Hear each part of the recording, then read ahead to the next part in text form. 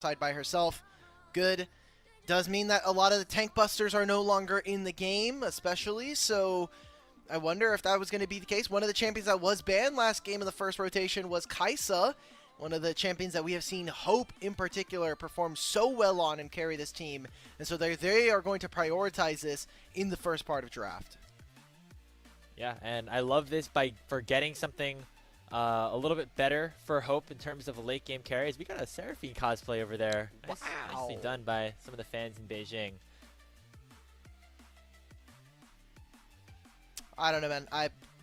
I'm cool with Seraphine. I know we've had some really awesome cosplayers at some of the events so far. So glad that they were able to show up. I don't know if I like Sion here. I know I was just saying like it would be very high priority, but enemy team's already showing a Kaisa. In my mind, a champion like Poppy does start to get a little bit of prio. I think Xayah is particularly weak here. You do not want to try to play this matchup.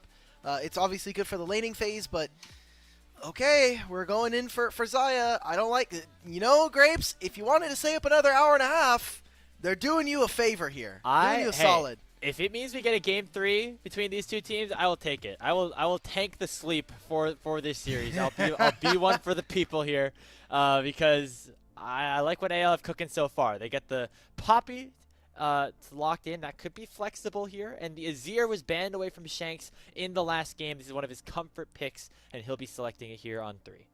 Okay, so what is JDG going to be prioritizing? You could go for support.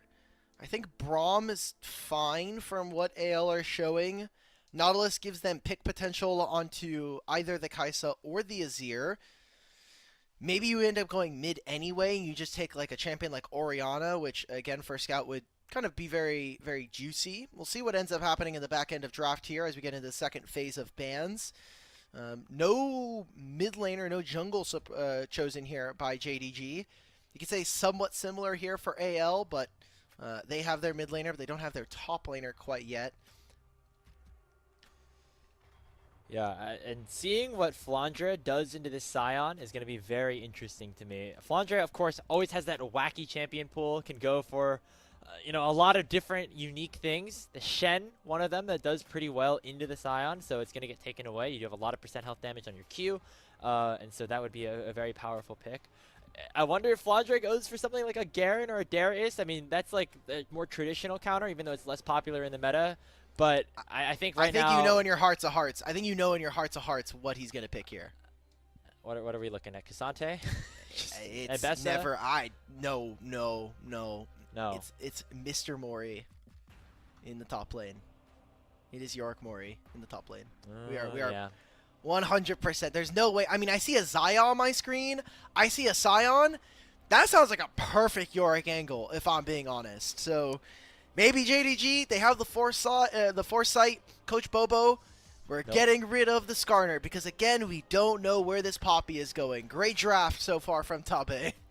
Yeah, he's big braining him right now. This Poppy could go anywhere. As the Kindred from Shun taken away. Target ban, a respect ban towards one of the best Kindreds in the world. We'll see what JDG pick here on 4. Do they lock in a jungler for Shun? I imagine that is going to be the priority here. Or maybe you could just pick something up in the mid lane for Scout. The Yone is still available. That generally does good for the Azir matchup. And you also have a Sejuani potentially available for Shun on the 5th pick. It looks like that's going to be what they decide to select. Huh. Are we really getting Sejuani on 5? We waited all this time for Sej 5? It seems like JDG just kind of...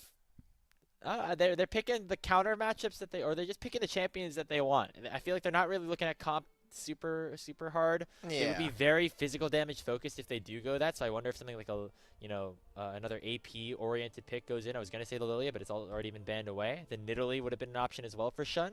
And so that's just gonna go towards Tarzan. So now the question is this Poppy going top lane and they're gonna lock in something for Kael, or are we just gonna pick a matchup in the Sion that we like?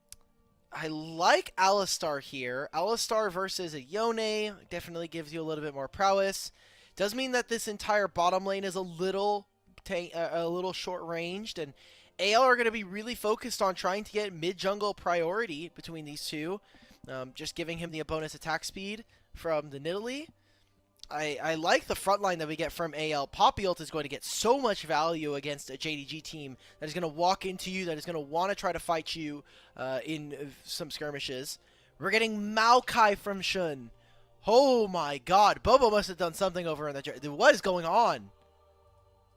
It's going to be a little bit of magic damage, which was desperately needed on this composition for JDG. You still have the Karthus hover. I feel like that would have been a little bit worse. So adding some frontline, albeit, you know, maybe not as much magic damage as you might have liked. Oh, hold on. It might not be the Poppy top lane at all. We might be getting Flandre on the Nidalee. So that is actually going to be the trade here. Interesting situation we have signed up for ourselves here. The Nidalee top lane disease has spread over to AL. Game 2.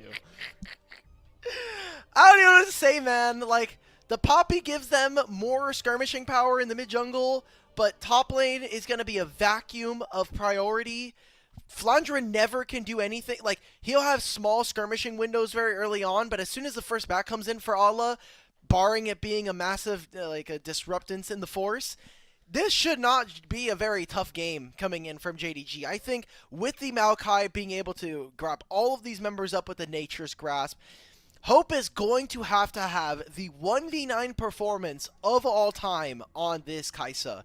You're playing into just so much difficulty here. I mean, even the Yone diving into your backline. How do you play this game now for AL? So a lot of the backline carries going to have to do the work. Shanks on the Azir, Hope on the Kaisa. Of course, there's a decent front line that's set up. Flandre playing a wild card right now on the Nidalee. Definitely not what we had expected going into this game number 2. But AL, in a rare spot for them. They're down 1-0 in a series. That has not really happened to them much this season. But now they are facing that adversity against JDG, who they played earlier on in the upper finals of the postseason in Split 1. On to the way for game number 2 between AL and JDG.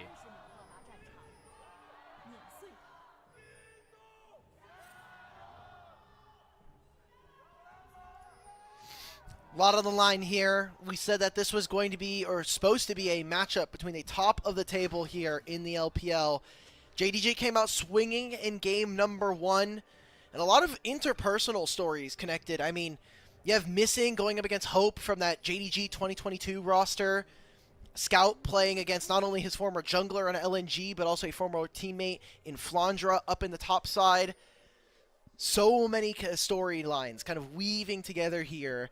And we have another draft where, gotta say, I feel like Flandre kind of took over in the draft. I feel like he's like, guys, I think I gotta get a Nidalee top game in. Like, the Shy's doing it. The Shy immediately infected everybody else because Zeus started playing all of this like stuff as well. So I'm very curious to see how this matchup goes because I play a lot of Sion. That's like one of my most played champions like in League. I feel like I've not played the Nidalee top lane matchup too much. I'm curious to see how it goes. In my head, it should be okay. It seems similar to like a Jace, which in general is like a good matchup against the Sion, or for the Sion. And so I'm curious to see why Flandre picked it up here in this matchup specifically. It seems like it'll be very hard to try to kill the Sion at any point in the game. Okay, so here for the bottom lane, I think that while Kael and Hope are trying to battle for level 2, they need to be very careful about playing into a Xayah Nautilus. Xayah just being able to naturally clear the wave a lot quicker than her lane counterpart here, thanks to the feathers. And anytime Kael goes for an engage, could potentially have the Blade Caller rip it on through. And how AL use their solo lanes is going to be very important. Nidalee can have some good skirmishing very early on, and we should be expecting Shanks to have priority versus this Yone up until the first couple items come on through. Nice little interaction there between Missing and Kael. Missing throws with the dredge line, Kael throws up the headbutt, or the pulverize. Seems to be what the expectation is for this 2v2 lane. As you mentioned, Peyz specifically has the advantage early in this 2v2, and then eventually after that, Hope on the Kaisa will start to have the opportunities to like to dive on top of the Xayah and things like that. So that's where we have our eyes right now, as the jungle matchups are pathing towards opposite sides of the map. We'll see if Tarzan tries to pull off an early dive onto Ala, because I feel like that is where maybe Flandre can find himself an advantage. Exactly. And I don't expect for there to be a dive on this bottom side, but maybe some action around our mid lanes instead. Tarzan already trying to get some early vision, trying to scout out where exactly Shun is. Doesn't know if he necessarily started on the bottom side or the top side of the map, but we'll just be trading scuttles, and pretty important information, just that Flandre has some time to breathe in this game. Okay, am I crazy, or has it been like why are the junglers CS? I feel like it's always like 27 instead of 28 now. Is that changed? We'll get back to that as there's a dive happening right now. Spear lands, nicely chimed crowd control, but no! The Biscuits strike again up in the top lane as Allah will keep himself alive. I mean, he's just going to be able to recall if he really wants to. He'll teleport down bottom lane. You already see that JDG are moving multiple members over. Flash out from Flandre is a big deal breaker here.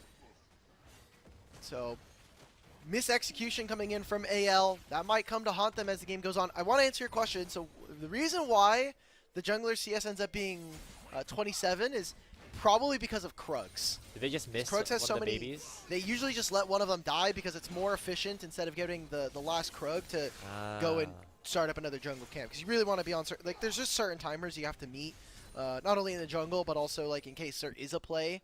So yeah. So walking back for one auto is not worth it for the 10 gold when you could be 10. If you're ranged, yes. 3 seconds faster. When you're Maokai and Poppy, probably not. No. Got it. Okay. Hey, you learn something new every day. If you're trying to optimize hitting level 4 first and being on the map, that you could skip one of the baby Krugs. That's what I've learned today. There's also a MOBA trainer for that, so if you want to keep using that. But JDG Man, moving their priority after pushing in the top lane wave. They'll have Shun and Missing throwing over saplings, putting down control wards, just so they can have complete access to this top side. Tarzan, he's going to walk in blind. Has to be careful. He has to know that their bottom lane can be here. Tarzan's going to round the corner. Tarzan connects. There goes Jun with the twisted advance as well. Tarzan in a lot of trouble, and he will go down in his own jungle. First blood to Peyz. You had the missing pings there. Tarzan gets punished, and this is now 2 games in a row where Tarzan has a bit of a funky start to the game. We'll see if AL can screen them away from this wave. Peyz is just stepping up 1v2, man. Yeah, he's playing really aggressive, and he can do so with Shun in the area. The 3-man pull only going to delay the inevitable as Kael will drop to Shun 2-0 early on at JDG. And they can start off these grubs as well if they really want to. They'll be able to push. Instead, Maokai is going to get the reset. They want to stop this from happening. They don't know he's in the brush. Now they do. Shun does not have flash. Tarzan's going to muscle him out. Shanks does have priority and level 6 in the mid wave, so seems like instead AL will have their timer to go for grubs. Okay, so what could have been even more disastrous here for anyone's legend they end up getting a little bit of something back, as the grubs should be able to be fully secured with a reset coming on through for Shun. Shanks also able to get a free reset off by clearing this mid lane wave in. But the Dragon probably the next priority for both of these teams, as despite the fact that the 2 kills have gone JDG's way, because the solo laners specifically for AL have picked up significant farm advantages, it is a still even game state at the moment. Yeah, the grubs do give a massive advantage over to AL. This Nidalee wants to be able to hit on turrets. That's kind of her whole thing, especially as a melee into ranged matchup. So, pretty big win here for AL. We'll see how much gold Flandre is able to accumulate for himself. Scout trying to really juice every last auto attack onto Hope.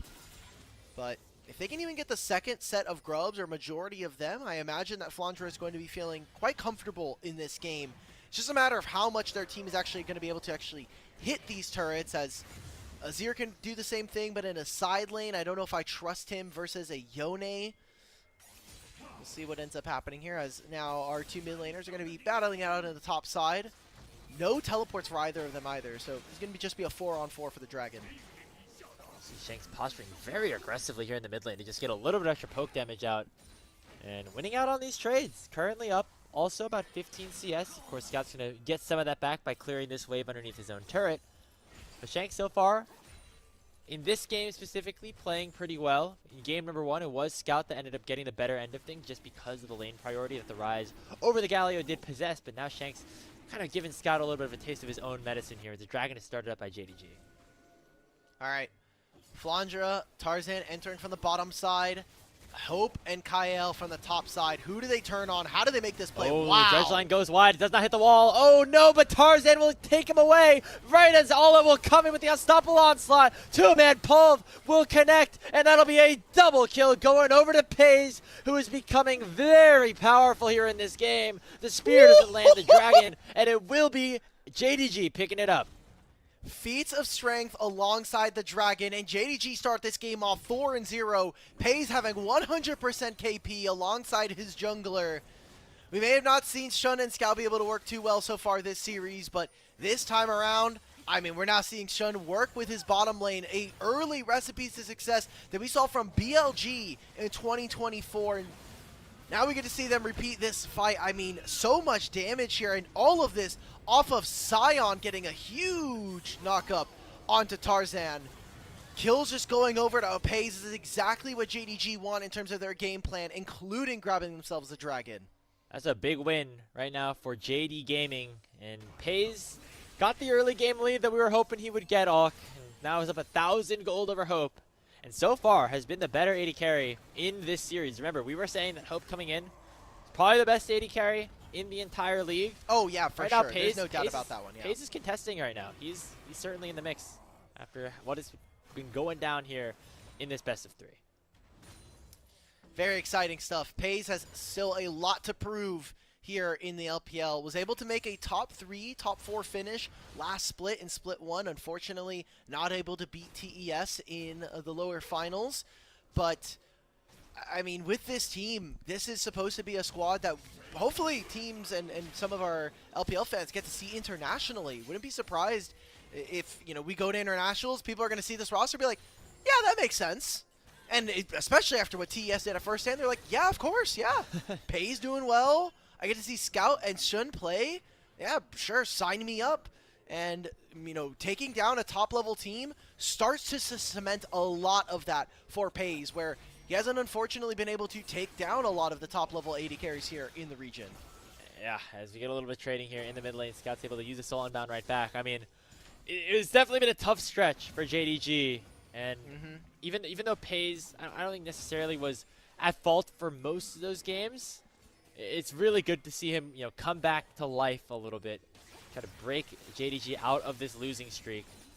And I'm sure he would love a chance to prove himself on the international stage without Chovy, without Canyon, obviously, to prove that maybe he's a pretty good player in his own right, as that is certainly on his list of goals. You know, replacing Ruler, who was on this team for a couple of years. Yeah.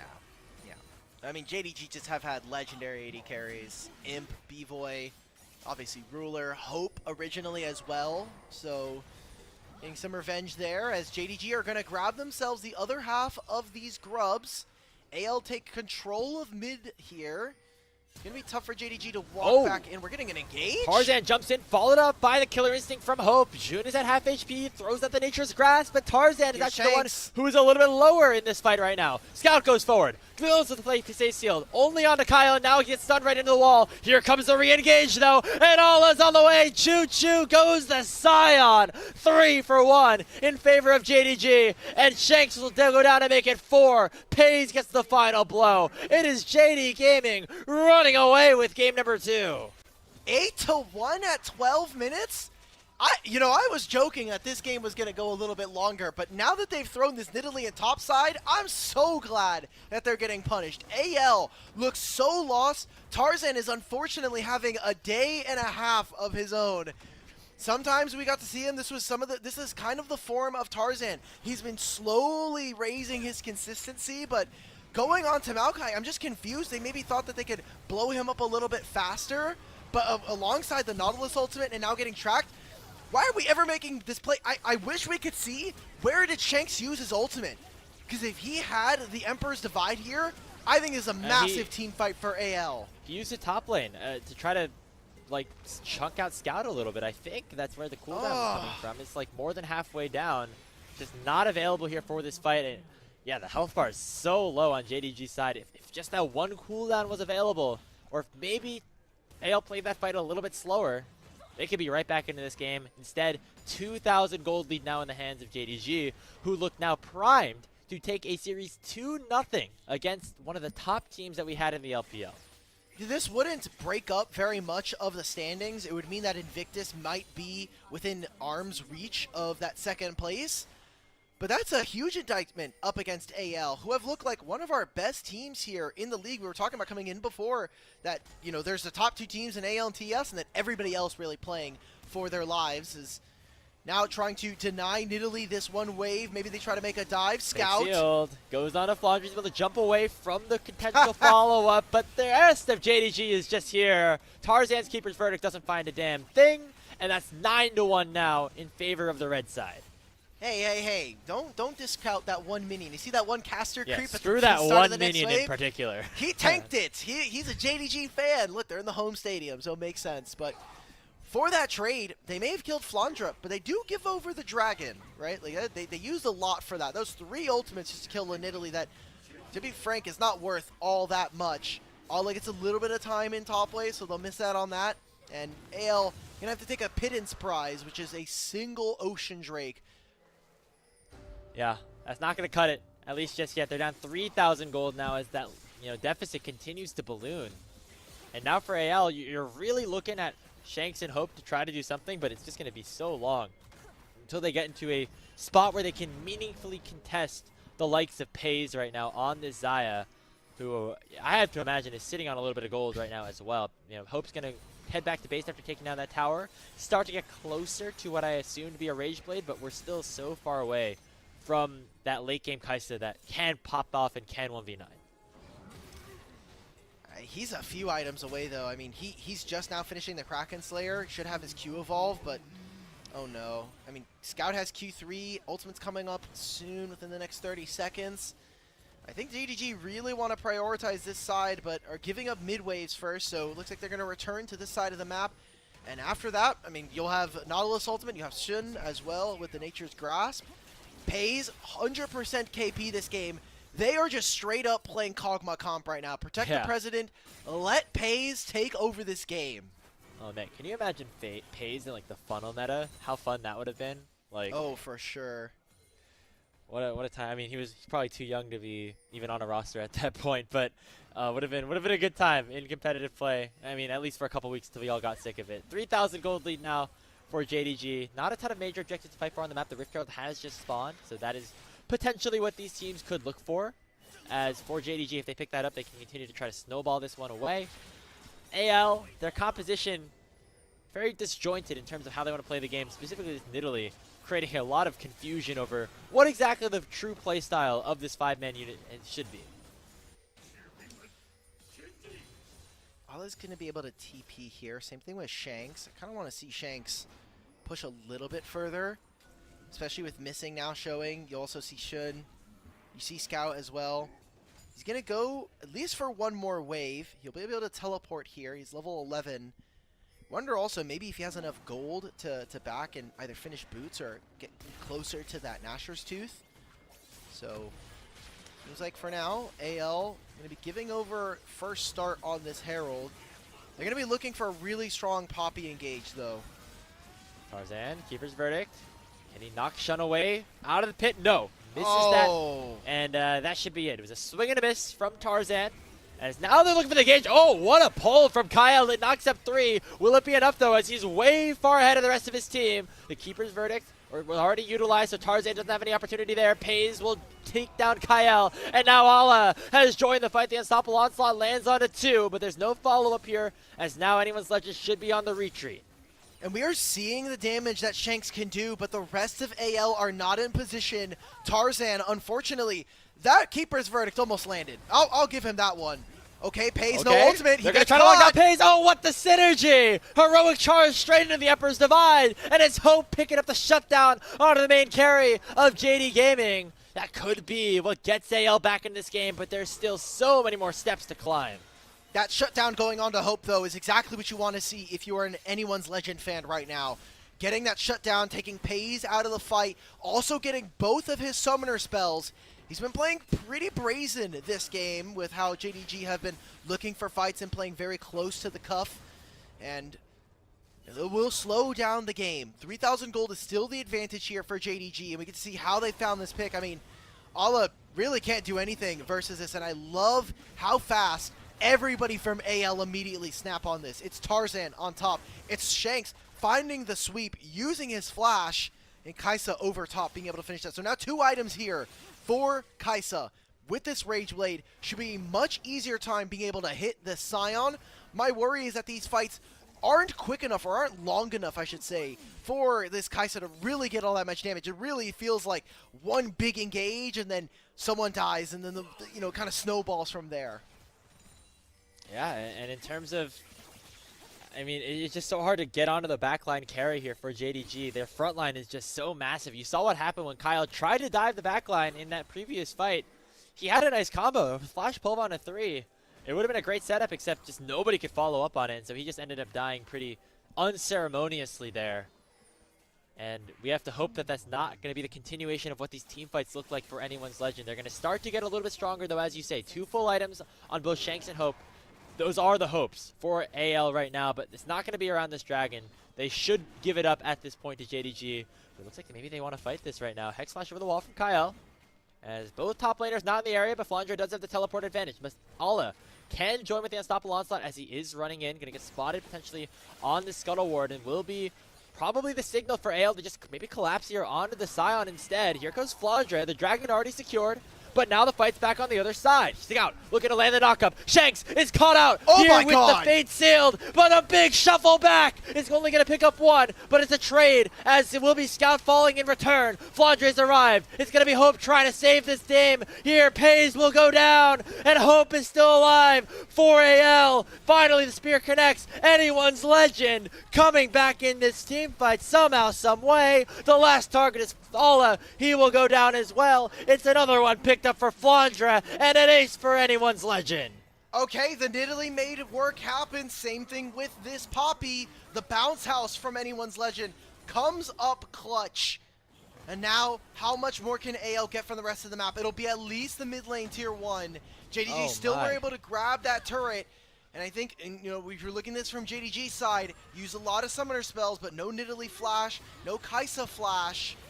We can take a look at how this started again. I mean, all of this damage onto, every single ability trying to land onto Shanks. Him getting this ultimate out, I think, is a huge boon for them. But then I'm looking at the back end of this. Flash out from Hope, repositions immediately. And Peyz is trying, but he's getting peppered by this Kaisa. There's a Poppy standing on top of him. I get it, it's annoying. Good find from AL. I'm shocked that fight went as good as it did for anyone's Legend. They had Shanks dead to rights, but he was barely able to get that Emperor's Divide off, and that saved a lot of things. That bought a lot of space. It allowed Hope to really position himself nicely in that 5v5, and all of a sudden, gold lead back to even. Now it's going to get slightly tilted back in favor of JDG with this tier 1 turret in the mid lane getting taken down by the Rift Herald. But right now, if you're AL, you're kind of chilling again. Yeah. You've been able to establish mid-priority again by taking the mid-tier 1 and kind of opening it up for your Azir. You're still getting gold into Shanks right now, so Flandre on a side lane. See how potent he can be. It is AD Nidalee, so you never have to really worry about 1,000 damage spears, but got to be very dangerous about when you find the all-ins when you're going, in Cougar form as well. So big win here. 2 items for both of our AD carries. This series always felt like it was going to come down to whether Hope or Peyz kind of had big moments in the game, and there's a reason why this Kaisa was first picked for AL. And in that last fight, Peyz died first, and that meant that AL were able to take control of things. The backline dive is still available for AL. The question is, can their backline carry survive on their own? Obviously, Hope was able to really nicely with the utilization of his flash and the killer instinct. But we'll see when those spells maybe aren't as available. How AL want to play out these fights? They want to try to shred this super tanky front line or dive onto the backline carries. Oh yeah. It's actually Scout starting up the Zodicon right now. You have Navori Flicker Blades on your Xayah. I don't see why not. This one ward, however, might give this entire game plan away. Shun teleported for this. Missing is going to play Bodyguard. It's too half late, down at 7. It's 5,000 HP, but can they get all the Blood Roses? Okay, it's picked up right now. The trade could be missing as he pops the Unbreakable Will. Fully charged Q comes through from the Scion. And it looks like all the Blood Roses will be collected here for JDG. They're now up 33 in that department. The trade will be missing on the other side. A lot of experience there, but you look at where the waves are. Feeling like AL are definitely still in the driver's seat on this one. They have priority in mid. Bot lane is starting to stack. Dragon spawning in a minute. Same thing with this Baron. And the fights are only going to get, better for AL. 3 items here for Peyz. He is just getting all this gold right now from the side of JDG. And it kind of needs to be the case as between these two AD carries, it feels like 1 and 2. Hope performing, I think, holistically throughout the entire split, but Peyz a very close second here. Just maybe falling to the wayside due to mostly a lot of JDG's woes in general. Yeah, but whenever they're winning, a lot of it is because of this guy, as we're seeing right here on the Xayah. Going to be a big win condition to see if JDG can wrap up this series 2-0. As they now await for that 3rd dragon of theirs to potentially spawn if they can claim it. So Infernal Soul Point on the line for JDG, and anyone's Legends want to put a stop to it. Importantly enough, they have Flandre currently on the bottom side of the map around the dragon. Shanks going to come in with the teleport, so it looks like AL do want to dance in the mid lane. Instead of fighting for this dragon, why don't we not just threaten the Baron? I mean, we have Kaisa and Azir, right? Like, this Baron turns into paper mache, and it'll maybe put JDG on Soul Point, but if you can generate enough of a gold lead for yourself, you're very happy with this state of the game. Instead, they're going to try to cut them off in mid. Ala now teleporting to hold this wave. They're going to try to pincer as well. Missing and Shun are playing bodyguard. Could be a collapse. Kael going to start the engage, pop the Unbreakable Will, but he's not going to survive for very long. Shun in some trouble. The shield. No, he gets taken away by Tarzan again. And now it's Shanks getting soloed up by Ala. He used to flash away from the Unstoppable Onslaught. And now underneath the Sun Disc, AL go. Nobody has died so far in the fight, but the health bars are certainly on JD Gaming's side. And they're on the wrong side of the map as well. AL forced to run. There's the flash dredge line. There comes the depth charge onto Shanks. He's forcing a goal to Kael. The first to fall. Flandre next to follow. And Scout gonna come through with a fate sealed. It's gonna be 4 dead. Tarzan the 5th. A clean ace for JD Gaming. Baron is going to be taken, and AL try to be creative. They try to stop JDG from entering back out onto the map. But a re-engage and a most unlucky keeper's verdict. Keep the numbers alive there for JDG. As the big purple wormer is going to fall. Soul Point on their side. Otacon in their pockets. And JDG, with how close this game is looking, are still in control. They have not wavered. And now it is both Scout and Peyz who have taken control of this game. Oh, I mean, it was a very awkward fight from the jump, but I thought they had an opportunity to lock down Shun. Just like the Red Sea Man, in between the two of them, I mean, Ala, I thought maybe a little questionable about underneath this turret. I want to look at Hope, by the way, the entire time, just getting a million autos into Ala, but missing the guy who has been, I think, alongside Scout, so criticized for his performance. He was a big liability for this team in Split 1 and even parts of Split 2, but coming up clutch as the franchise player of JDG and finding themselves a huge victory in this fight. Oh boy. I still can't believe Tarzan somehow landed the Poppy ultimate onto the only player that he did not want to hit. That is just so either unfortunate or just not good. As Tarzan has not had himself a great series. It's been uncharacteristic of this player that has really carried this AL roster. Uncharacteristic unless you're watching him at Worlds. Then, Yeah. Tarzan's dead, Speaking of, he's dead. Once again, Kael lands a 3-man knockup, but nobody's there to follow up at all. Flandre is just in base right now. It's just him and the rest of his carries that are going to try to have to save this game in a 3v5 situation. Scout going back to base. He's going to teleport right back in to regen and make sure he's at full strength to try to 2-0 anyone's Legends. Decimating Smash lands in onto Hope. There's no hope right now for Shanks AL. is gone. Shanks just goes down. It's Flandre and Hope against the world, but it's JDG gonna come out on top. They bounce back in the biggest way, and they will 2-0 one of the top teams we have in the LPL. All right, Hope's trying to fly on forward. He's gonna fall, and in 2 games, both around 28 minutes, JDG, who had just floundered on a 3-loss streak, who had just lost their main coach, are going to play games in the base of AL and are going to win on home court territory. Some KDA farming for Peyz. He ends the game 12-2-10, almost assuredly the MVP of that one here. As somehow this was the less close series that we had on the day. We thought that, you know, this could be really competitive here, and on the other side, it actually was JDG, the team with the worst record, that were on the downswing, finally actually taking control and looking like JDG of old. We saw a little interaction there with Scout and Flandre. That was cute. But here we go. JDG, they're right back in things, and I mean, that's a big win for them here against AL. Yeah, I mean, AL were on a 6-series win streak, which is insane considering how topsy-turvy this league has been so far. Good job from them. It doesn't actually ultimately change JDG's standings because they're still below IG at 5-3. But they're like, if they would have just won that series, man, they would be third right now. Yeah. Hey, IG somehow still in a good position here in the LPL. They have the best games, unfortunately. IG just always produce bangers, unfortunately, here in the league.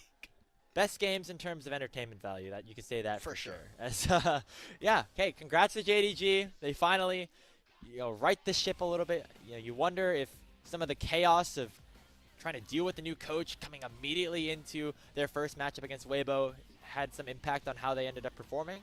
But a big shout out to Scout, who I think really stepped up his play. I don't think we saw him get caught out a single time here in this one. And, you know, also to Peyz, who, again, made a statement as being one of the best players that we have here in the LPL.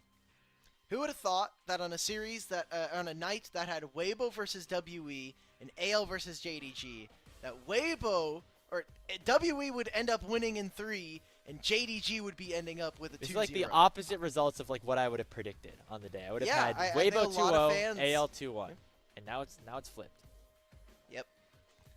Again, congratulations to JDG. It would have been a tough ask, that series. I mean, we came out of that draft being like, I think, you know, one of the things that we talked about from the Demacia Cup when they won was that Tabe was like, I really want to unlock Flandre as a player. I want to play to his champion pool. Flandre kind of just sat there a little meek, and he's like, I mean, I guess, like, sure, fine.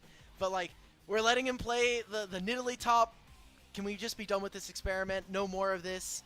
Please. Like, I'm done with it. Now we've had both of these games. The Jace game, not a great game to play Jace in general, but also then we didn't really see him like actually impact the game. And then the Nidalee game, he did jack all. I would have said the same thing if this was the Shy, if this was Bin playing it. Like, this is not the draft that I want to see AL play. I want to see them play like really stock standard team fights.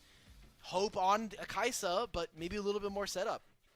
And Ala played a good game on the Scion. You know, he was maybe sacking a little bit in terms of his lane, was down in gold, but had a way more impact over how this game ended up going. He was always first in the team fights, landed huge ultimates onto crucial targets, and all the team fights that ended up going JDG's way. And I don't feel like I remember Flandre being a part of really any of those engages for anyone's legend. He was split pushing a lot. He was trying to get the advantages where he can. There was one opportunity where he kind of came in and cleaned house, picked up a double kill, but other than that, just not too much from him in this series. And I think specifically that, you know, with this anyone's legend bottom side core that has stuck around from last year in Shanks, Hope, and Kael, it was the new additions on the top side in Flandre and Tarzan that really has elevated this team to be at the next level. But both of them, Flandre and Tarzan, really underperformed today overall. For my fellow what's it called? For my fellow believers, we knew this was coming. For all the long-term Tarzan knowers, this game was a long time. He had played too many games in a row. It was only fair that we were going to get some stinkers. Unfortunately, both of the stinkers may have come in back-to-back there. So, all right. Well, I'm really happy here, and we got to start thinking about, I would say think about MVP, but it's got to be Peyz. It's Peyz. 100%. He got given all of the gold. I kind of want to see this. 37%, gold share 20. So he's the most gold share in this game. He has the highest damage percentage on his team. And he has the most KP. Like, that's what I want to see from my AD carry, and especially from a player as good as Peyz. He's him. He was him this game. As we're going to get a series of unfortunate events from Tarzan, I think, in this package. And results in Peyz getting pretty fed overall. This package is great.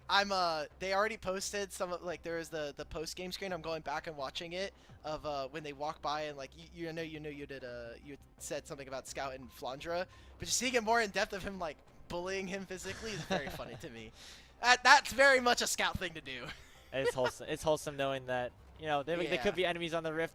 They still have that memory that they can share forever. And you know, they played the 1v1. Now they played in Summoners. They played in this matchup here. And it was Scout getting the better of things. Again, this was the one opportunity where maybe AL could have gotten something back off of the, you know, Flandre cleaning some stuff up, and I think Hope having a really nicely done team fight. But that was it here for AL. They really faltered on every single asset other than this one right here. Yeah. This is a good confidence building series, especially for JDG, who, like we had said, taking losses 3 in a row to Weibo, IG, and FPX. Some of those teams obviously a little bit more expected than others, or at least allowed to have those losses. But for JDG, being able to take down a top-level team hopefully re-inspires a lot of faith in this roster. Just on paper, again, should be a super team. And then I look at their series going forward. They're at least getting 2 free layup series. They're going to play against Thunder Talk twice and then Top Esports. Whether or not Top Esports decides to play that series, we'll see. But, you know, we're heading into the second round robin, and this is another matchup that might end up determining a lot of the seeding going in for our format. We're talking about top 4 automatically qualifying for playoffs. I was going to say, if you were going to say layup, you better not have said WE. You know, Thunder Talk maybe more towards that right now, but the WE on a bit of a heater as this is the end of the game. Padding of the KDAs to wrap things up. I mean, just a dominant series overall. Both games under 30 minutes, as you said. All right. These were just fast games. Yeah. This is what I want to see. This is what we should expect from our top-level teams. Not this, we're waiting till 35 minutes, gonna blow out the game. Just win the damn game. Guys, all I'm saying is, maybe we just need to, in the same way that LNG had to keep changing junglers to find wins, maybe we just gotta keep changing coaches. Guys, there's gotta be enough. Get a new LPL coach every around the world. week, and then you'll. Yes. Then we'll win. Sure. That seems unfeasible. I remember when I was young. I remember I looked up I was a Yankees fan, and I saw every year that we built a new stadium, like they won a world championship. And so I was like, guys, we just build a new stadium every year. Like, how many damn stadiums y'all got? it was like 3 over the course of like 100 years or something, you know. Oh, okay. Fair enough. Right, that's playable. We get our player of the game here. Ala actually winning it. I am not super upset with this because he did have some nice team fights. However, I feel like there was a very obvious person to give it to, and I'm surprised that the community did not give it to Peyz on that game. I think this is maybe just cosmic rebalancing, because we were very surprised about Urha getting it, even though he deserved it.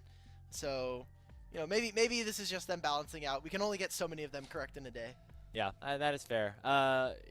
Well-rounded effort by JDG. Maybe just giving some credit to Olive for surviving the Italy top experience as well. As we have updated standings for you guys after the conclusion of this day of games. What a day it was. WE get their second win. Jump up to 9th place, sending Thunder Talk down to 10th. And then over here, things kind of stay the same in terms of the placements, but creates a little bit of balance towards the top of the standings. All of our top 4 are now separated by just 1 game, as they each have just a couple more to play in the first round robin. Oh, wait a minute. I just realized I really wanted WE to lose, because we have 7, 6, 5, 4, 3, 2, and we don't have 1 anymore. Oh. Well, what's the point of making standing graphics anymore, man? Unfortunate. Well, that is going to do it for our show here today on LPL English. A reminder that you can come right back here tomorrow, same time, same place, 5 a.m. Eastern, 2 a.m. Pacific. We're going to start things off with WE against FPX. That should be a very fun game. And then after that, NIP versus BLG. But before we do that, I want to give a very big thank you to our Elite Coffee supporters, Aaron Soup, Mung, and Forrest Without. Their pledged financial contributions helps level up the broadcast and give back to the cast and crew who strive to give you an English LPL product every single day. Once again, final score here in our second series, JDG 2, Anyone's Legends 0, and a bit of an upset. It's been an upset ridden a day here on LPL English. On behalf of our producer Bread, AlkBattery here alongside me, my name has been Grapes. Thank you so much for tuning in, and we will see you all